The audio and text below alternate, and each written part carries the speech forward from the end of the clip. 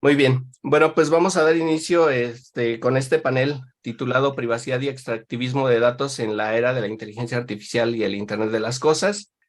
Bien, el día de hoy para este panel nos acompaña la doctora Paz Bocio. Es abogada de formación, es doctora en bioética por la Universidad di Genova, Italia, líder en salud internacional en la Organización Mundial de la Salud, especialista en bioética, especialista en docencia superior por la Universidad Nacional de Jujuy, diplomada en gestión de telesalud y redes en salud por la Universidad Tecnológica Nacional y el Hospital Garraham. Es referente de salud digital y LegalTech por la Universidad Nacional de Jujuy. En el estudio jurídico Lexir es asociada líder del equipo de gobernanza y protección de datos en salud. Es profesora adjunta de bioética y profesora adjunta de filosofía en la Facultad de Ciencias Agrarias de la Universidad Nacional de Jujuy, donde también es investigadora. Es docente del doctorado en Ciencias Sociales y doctorado en Ciencias Naturales y Ambiente en la Universidad de Jujuy, donde también es referente en salud digital. Es coordinadora de la Red de Estudios de Cambio Climático en el Ministerio de Ambiente y Desarrollo Sostenible y en el Laboratorio de Innovación e Inteligencia Artificial. Fue miembro de 2021 a 2022. Ha sido conferencista nacional e internacional en temas de bioética, derecho, salud, biodiversidad, entre otros. También fue presidente del Instituto de Derecho de Salud del Colegio de Abogados de la Universidad de Jujuy 2020 a 2021. Y en el Ministerio de Salud de Jujuy también fue referente ético-legal Telesalud 2018-2020 y directora de docencia e investigación 2004-2016. Es ex asesora honorable de la Cámara de Diputados y el Senado de la Nación, miembro de la Sociedad Ibérica de Telesalud, Telemedicina y la Red Federal de Abogados de Derecho a la Salud. Y actualmente también es miembro de LegalTech y miembro del capítulo de Argentina de ISOC. Bienvenida, doctora Paz. Hola Flavio y hola a toda la audiencia. Perfecto. Muy bien. Bueno, pues vamos a dar inicio con este panel titulado Privacidad y extractivismo de datos en la era de la inteligencia artificial y el Internet de las cosas. Tiene 4 minutos para que nos platique un poquito de qué es lo que nos va a hablar usted en este panel, cuál es su conocimiento acerca de este tema. Adelante, doctora. Bueno, muy buenas tardes a todos. Yo voy a hablar un poco desde la experiencia bien territorial, ya que hace más de 30 años que trabajo en el sistema de salud pública y a raíz de eso pude ir recorriendo muchas instancias. Y esto me parece que, por lo menos mi experiencia en lo que tiene que ver con el extractivismo de datos, se circunscribe a esto, a pensar en el sistema de salud y en los sistemas de salud. Por nosotros cuando hablamos de la salud nos vamos a encontrar con un sistema que tiene subsistemas, tanto público como privado, como de las asociaciones, en la República Argentina en particular, lo que son las obras sociales, y dentro del esquema de lo que es la gestión de la salud, vamos a encontrar distintos niveles asistenciales. Por eso yo quiero plantear un poco un enfoque que se centre en el paciente, pero que también se centre en las instituciones, para que podamos ir dimensionando cuando hablamos de datos, de qué tipo de datos hablamos, en qué momento y desde qué lugar.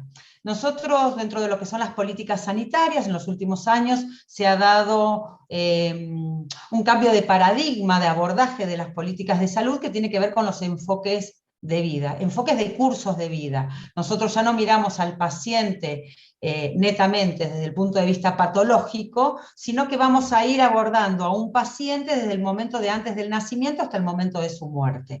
Entonces, esa persona que interactúa en lo que es el proceso de salud-enfermedad, que tiene que ver con la promoción de la salud, la prevención de las enfermedades, la asistencia, el diagnóstico, el tratamiento, la rehabilitación, los cuidados paliativos y la muerte, vamos a ir encontrando que en este arco del proceso salud-enfermedad de una persona en distintos momentos de su vida y en unos sistemas que, como decía antes, pueden ser públicos, pueden ser privados, o de la seguridad social, vamos a ir viendo que dentro de esas interacciones o de esas interfaces hay un montón de instancias donde se van generando datos. Entonces, preguntarnos particularmente hoy lo que es el Internet de las cosas y la generación de datos, yo creo que la disertación, la charla que estuvimos escuchando antes, mostró acabadamente todo lo que va sucediendo dentro del espacio de salud, pero yo quiero animarme a poder reflexionar en estos ejes. Y además pensando en varios cambios de paradigma que vamos teniendo en la vinculación entre la salud y la tecnología. Siempre decimos que la tecnología avanza muy rápido, después se va incorporando en el campo de la salud, y la parte legal venimos como 10 pueblos atrás, ¿no? Cuando hay que regular instancias que cuando empezamos a pensar cómo la vamos a regular, ya cambiaron. Entonces esto también nos plantea como nuevos cuestionamientos a cómo hay que regular todas estas relaciones. Como decía, el ecosistema del campo de la salud es súper amplio. También nosotros, dentro de lo que son las estrategias de salud, vamos a encontrar como dos que son las más importantes. Una que tiene que ver con la atención primaria de la salud, que es una estrategia de salud puerta a puerta, que se genera en el año 1978, cuya cuna es la provincia de Jujuy, de la mano del doctor Carlos Alberto Alvarado, particularmente, que ante las inequidades que se iban viendo en el campo de la salud, él planteaba fundamentalmente en lo que era la salud rural, la necesidad de que la salud vaya a las casas, ¿no? Digamos que la salud salga del hospital, y entonces se establece esta estrategia que la definición era casa por casa, niño por niño, digamos, donde el sistema salía al hogar, y lo que podemos centrarnos en lo que son las instituciones de salud, en los procesos, más que nada, de gestión de la enfermedad. Los otros apuntan fundamentalmente a tratar de mantener a la población sana. ¿Por qué trato de focalizarnos en esto? Porque cada espacio va a generar una cantidad de datos distintos. Como yo les decía, esta declaración, esta estrategia de atención primaria de la salud, que nace en el 78 y se la conoce como la Declaración de Alma-Ata, en el año 2018, a 40 años, fue resignificada con la Declaración de Astana, donde es muy importante porque trae toda esta gestión tecnológica al campo de la salud, y en algún punto hace referencia al cambio perturbador que puede traer la tecnología en el campo de la salud. Y esto tiene que ver con el desconocimiento, porque no solo la tecnología es lo que hay que ingresar a los sistemas de salud, sino que también las competencias de los recursos humanos para que puedan hacer uso de esa tecnología, y también lo que son los procesos asistenciales o las rutas asistenciales digitales. Entonces vamos a estar con tres interfaces, una que es la tecnológica, una que es la del recurso humano, y otra que son los procesos sanitarios. Entonces, más o menos en ese marco, yo no sé cómo estoy de tiempo, pero en ese marco es que yo quiero reflexionar sobre lo que significa el extractivismo de datos, pensar en Internet de las cosas, todos los dispositivos que hoy en el campo de la salud particularmente van generando datos específicos, como se mencionaba en la charla anterior, que sirven para diagnóstico, para monitoreo, que es una de las cuestiones más difíciles dentro de lo que son las prácticas del proceso salud-enfermedad, monitorear al paciente. Hoy se hace mucho más fácil, pero también tenemos que ver estos IoT, si son productos sanitarios, si son productos informáticos, en qué categoría ingresan.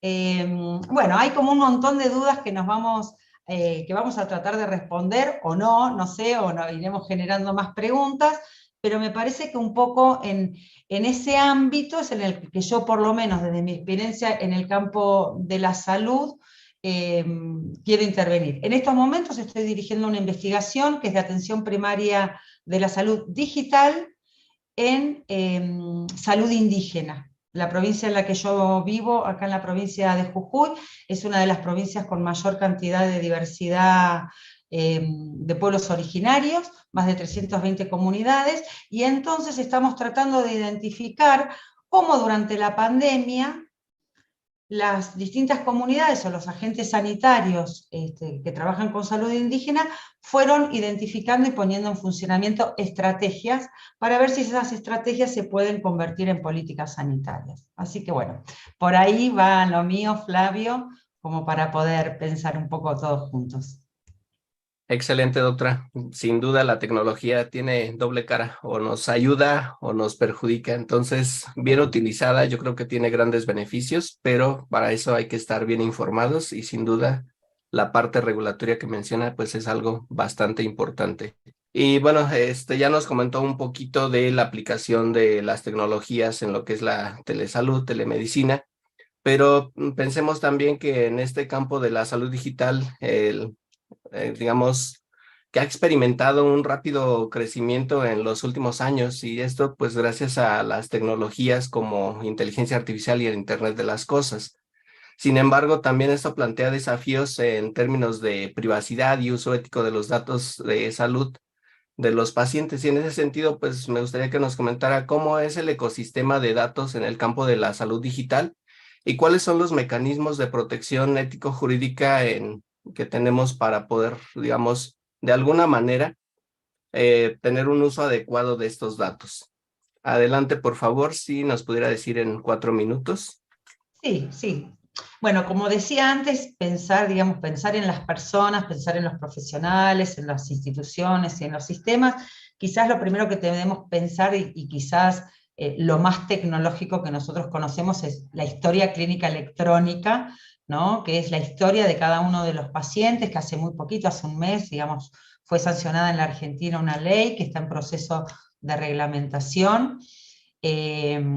Una historia clínica que se espera que pueda interactuar y que pueda estar disponible en el mundo digital. Todavía nos falta un montón, ¿no? Pero incluso esas historias clínicas que requieren todo un nivel de protección de datos, porque además es fundamental dentro de lo que es el ejercicio de la ley de derecho de los pacientes. Si nosotros pensamos en una historia clínica un poco a futuro, en la interoperabilización, el Internet de las cosas, todos los dispositivos, como decimos, que se pueden usar para monitoreo, que pueden medir frecuencias cardíacas, pueden ingresar dentro, o podrían ingresar dentro de lo que es una historia clínica y generar una cantidad de datos que pueden colaborar para la precisión de los diagnósticos, ¿no?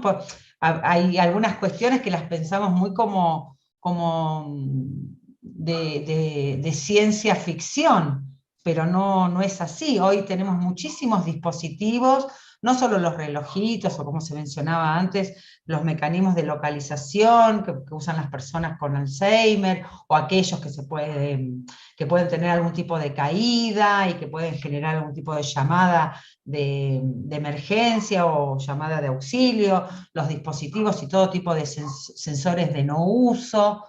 ¿No? Nos encontramos no solo con el tema de los dispositivos y los sensores, sino que nos encontramos con registros electrónicos de salud o la historia clínica electrónica. También tenemos una receta digital ya para lo que es la prescripción de medicamentos. Como decía, la necesidad de interoperabilizar, y en ese interoperabilizar estamos diciendo que datos que están acá se van para allá, se conectan desde distintos sectores, desde no solo los sectores de salud, sino los sectores del financiamiento de la salud, los laboratorios.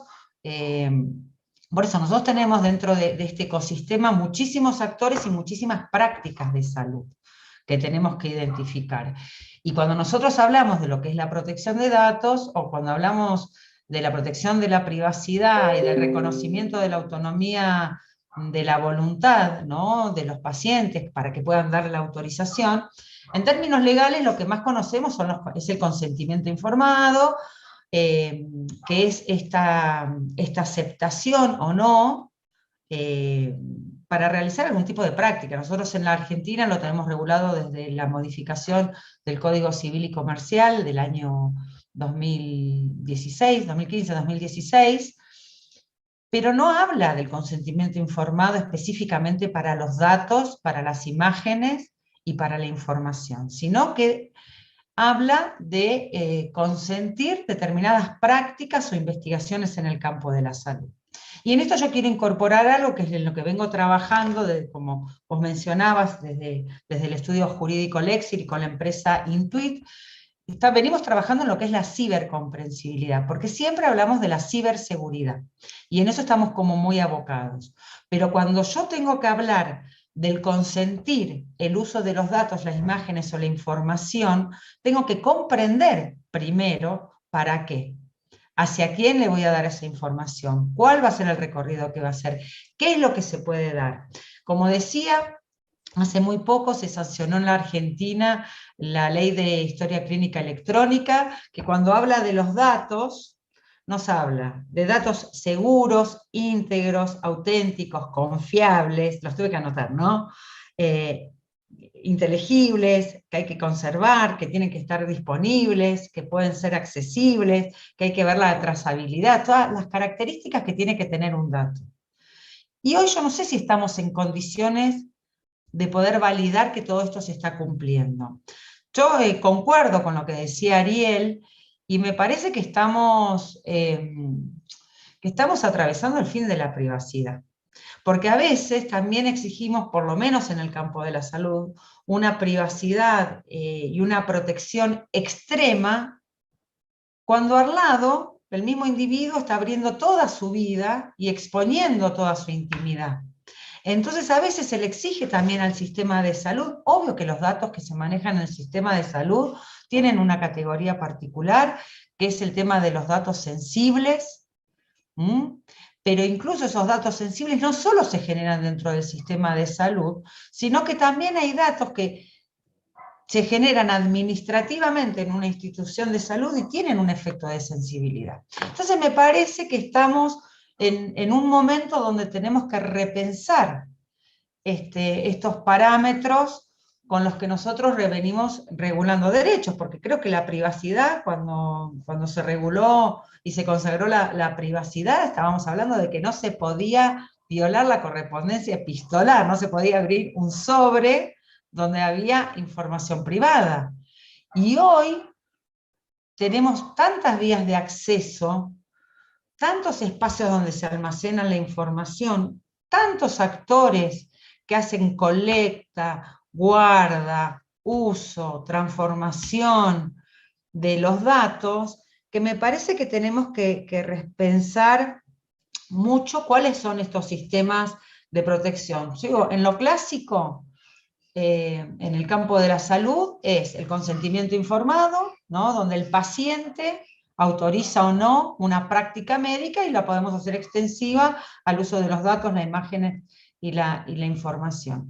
Y después yo tengo hecho un relevamiento, bueno, unos años antes de la pandemia, porque eso también cambió todo, se salió a hacer telemedicina sin tener un consentimiento informado, porque el consentimiento informado se decía que tenía que ser en papel, esto cambió también, digamos, cómo se valida la aceptación de una práctica o no. Los acuerdos de confidencialidad se le garantiza o se le obliga al médico que cumpla su secreto profesional, pero el resto de los actores que están dentro del sistema de salud no suscriben un acuerdo de confidencialidad, ¿no? Y tienen muchísimo acceso al uso de datos. Entonces, bueno, esta ley de historia clínica electrónica establece que también que la autoridad de aplicación va a tener que definir cuáles son los estándares para los perfiles de acceso, cuáles van a ser los procesos de autentificación de quién accede y hace uso de estos datos.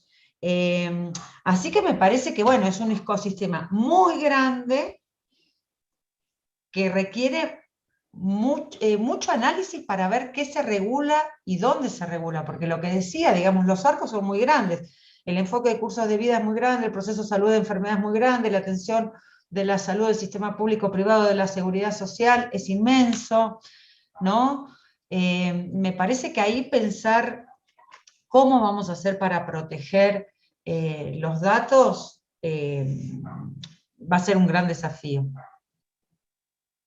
Así es, gracias, doctora. Sin duda es un tema que nos puede llevar toda la charla y a lo mejor no alcanzamos a terminar. Y bueno, ahora, de acuerdo a que ya hemos visto que la inteligencia artificial y el Internet de las cosas está transformando la prestación de los servicios de salud, y vemos que también plantea algunas interrogantes sobre la extracción y el uso ético de los datos. ¿Qué función tiene la inteligencia artificial y el Internet de las cosas en el campo de la salud y cómo se debe abordar esta parte del extractivismo del que ya se está hablando? Sí, como decía antes, digamos, es muy complejo el ecosistema y hay que ver qué uso se le da, por ejemplo, a todos los dispositivos que pueden captar datos de salud, desde medición digamos, de la presión, ritmo cardíaco. Bueno, hay muchos parámetros fisiológicos que se pueden tomar y que pueden coadyuvar a lo que es un diagnóstico. Hoy, digamos, en términos de diagnóstico y de monitoreo son grandes auxiliares, ¿no? Incluso en Alemania, por ejemplo, hay algunas aplicaciones de salud que específicamente las pueden prescribir los médicos. Y ahí entramos en un mundo de ver qué valor científico tienen muchos de estos dispositivos o estas aplicaciones o los robots o la inteligencia artificial, porque hoy nos genera un montón de información y que no toda la información siempre tiene un valor científico. Y no me refiero a las investigaciones que específicamente se hacen en el campo de la salud, sino que tenemos que entender que hay muchísima tecnología que no parte del propio ámbito de la salud. Esto que decía, existen productos informáticos de uso para la salud, pero que no tienen una validez del campo de la salud. Hay otros que sí específicamente sirven para hacer diagnósticos de precisión, porque nos estamos encontrando también con una medicina predictiva, preventiva, de precisión. En algún momento, digamos, a fines de los 90, no fines de los 90, principios del 2000, cuando se había hecho la secuencia del genoma humano, ¿no? Se empezó a hablar de una farmacogenómica y entonces una medicina de precisión vinculado a lo genético, y hoy tiene que ver con los datos de salud. Entonces me parece que tienen muchísimos usos y funciones que todavía no los conocemos todos, si bien es cierto que los profesionales de la salud dicen que, por ejemplo, uno de los usos más relevantes, un 42% reconoce como uso muy relevante para lo que es el monitoreo de la salud. También dentro de los cambios de paradigma que yo les decía antes, hoy la esperanza de vida es mucho mayor, vivimos muchos más años, con lo cual el cambio de... Hay un nuevo modelo que es el modelo salutogénico. Las personas tratan de estar más saludables que enfermas durante más tiempo. Entonces, en eso, toda la tecnología también tiene un uso muy especial. Si nosotros, por ejemplo, pensamos un poco lo que fue la pandemia, y cuando se dio el ASPO, que fue el aislamiento social preventivo y obligatorio, que la gente se tenía que quedar encerrada en su casa, empezaron a emerger muchísimas apps para hacer actividad física, para tratar de conciliar el suelo, para el sueño, para hacer yoga de bienestar, ¿no? Que tienen que ver con la salud en su concepto de equilibrio biopsicosocial y no solo la ausencia de enfermedad, una definición que ya está plasmada desde el año 48, pero que todavía nos cuesta mucho, mucho como entender. Entonces, el uso de la inteligencia, y nosotros hablamos de la inteligencia artificial, y hay otro tipo de inteligencia que se dio mucho en el campo de la salud, que tiene que ver con una inteligencia colectiva digital, que es, por ejemplo, cuando encontramos redes sociales de pacientes, donde no interactúan profesionales de la salud, pero que se hacen un gran acompañamiento en lo que es el proceso de llevar adelante una patología determinada muy compleja. Entonces vamos a encontrar muchas redes sociales digitales donde se hace acompañamiento. Entonces la inteligencia artificial también tiene que ir acompañada de otras inteligencias, y esto lo vamos viendo en el campo de la salud. Yo creo que queda muchísimo por descubrir y muchísimo por desarrollar todavía, porque no lo tenemos claro. Como decía, hoy los dispositivos en términos regulatorios no están considerados como productos sanitarios, muchos de ellos, pero sí tienen un fin de uso para la salud o un fin médico.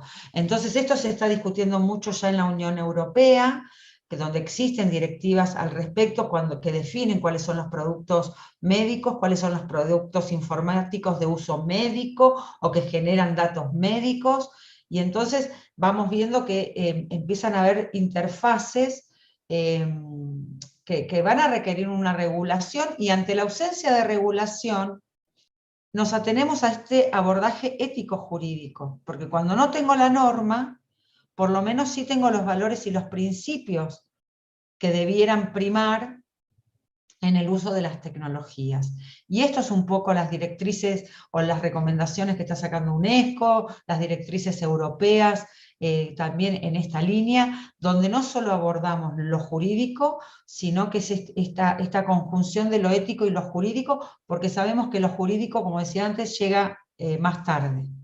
Ya nos comentó ciertos retos que representa el uso de la tecnología, Internet de las Cosas, inteligencia artificial en el sector de la salud, pero también me gustaría que nos comentara si, de acuerdo a su perspectiva, si considera que esto de lo que ya se mencionó, el extractivismo de datos, está regulado de acuerdo a las condiciones actuales, que bueno, usted nos podrá dar una perspectiva un poco más asertiva. No, la verdad que creo que teniendo en cuenta el estado de situación tecnológica, yo creo que no, creo que falta como mucho mirar, y como decíamos, ¿no? Si nosotros pensamos en Internet de las Cosas, en términos de salud, en las instituciones de salud, nos está quedando fuera muchos otros espacios, por ejemplo, estamos hablando de las Smart City, de las Smart Homes, ¿no? Donde hay muchísimos dispositivos vinculados a la salud y que hoy no tienen una regulación, que no solo hace el extractivismo de datos, también hay que pensar el tema de las responsabilidades en términos legales sobre los fallos que puedan tener estos dispositivos, y no solo es proteger la privacidad, sino que también todos estos dispositivos y esta tecnología generan responsabilidades y efectos que pueden modificar condiciones de salud. Con lo cual me parece que estamos mirando recién la puntita del iceberg sobre que esto de regular, y que estamos como muy focalizados en lo que es la privacidad y la confidencialidad y la ciberseguridad, y nos está quedando abajo todo un espectro de cosas por regular, como les decía antes, el tema de la comprensibilidad o de la cibercomprensibilidad es fundamental, y en términos legales es que yo pueda probar que comprendí o no comprendí los alcances de un determinado dispositivo, puede ser crucial en los momentos del uso, y si esto me genera un efecto adverso o un efecto negativo sobre la salud. Por eso me parece que estamos mirando la punta del iceberg, que falta muchísima regulación. Creo que el otro día en la charla preparatoria nos disparamos un poco con cuestiones muy de fantasciencia, cuando hablábamos del metaverso y de los avatars y de las vidas digitales o las personalidades digitales de las personas que fallecían y qué pasa con toda esa información. O sea, me parece que hoy estamos muy abocados a ver cómo cuidamos el dato y cómo cuidamos una privacidad que ya no existe, y que queda muchísimo por regular. Incluso, bueno, ¿no? Inteligencia artificial, Internet de las Cosas, he escrito mucho sobre lo que son los robots sociales de uso en el campo de la salud, el robot social, compañía del adulto mayor. Nosotros salimos hace nada de una pandemia. En Europa ya se está hablando de la pandemia de la soledad no deseada como una nueva pandemia, y en este espacio la tecnología y los robots de compañía, qué rol tienen, o en determinadas patologías neurodegenerativas, o en algunos espacios del espectro autista también, qué rol pueden tener en la rehabilitación. Y bueno, me parece que estamos cuidando un dato que ya lo abrimos mucho, y después cerrarlo o encauzarlo, no sé, me parece que estamos esta posmodernidad nos trajo el fin de la privacidad, probablemente. Así es, gracias, doctora. Y bien, con esto damos por finalizado este panel. Les agradezco mucho a los panelistas. Yo creo que los temas dan para mucho más. Sin embargo, el tiempo se nos termina.